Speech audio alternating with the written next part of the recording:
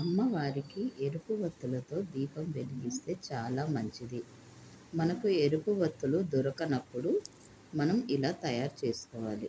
వత్తులకు కుంకుమ ఇలా రాసేస్తే ఎరుపు వత్తులు అవుతాయి.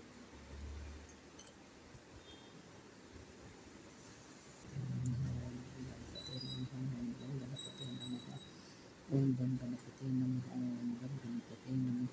ఓం గం గణపతే నమః. ఇలా ఎరుపు వత్తులు తయారవుతాయండి.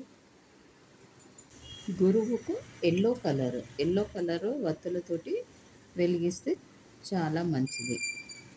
పిల్లలకు జ్ఞానం వస్తుంది. అయితే ఎల్లో కలర్ వత్తులు చేయాలంటే పసుపుతోటి ఇలా చేయాలి.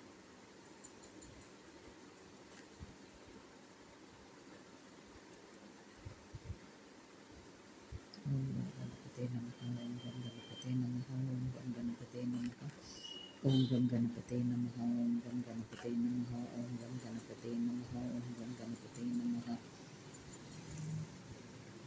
ఇలా ఎల్లో కలర్ వత్తులు అవుతాయండి. ఇలా మనం చేయడం వలన మనం అనుకున్న పనులు తొందరగా తీరుతాయి. ఎరుపు వత్తులు, పసుపు వత్తులు ఇలా చేసుకోండి.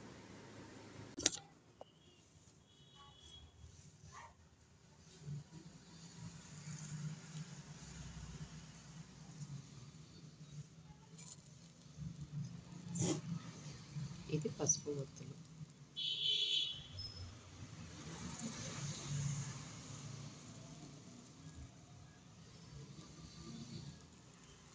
ఈ విధంగా మనం రోజు ఇంట్లో దీపం పెట్టుకుంటే చాలా మంచిదండి.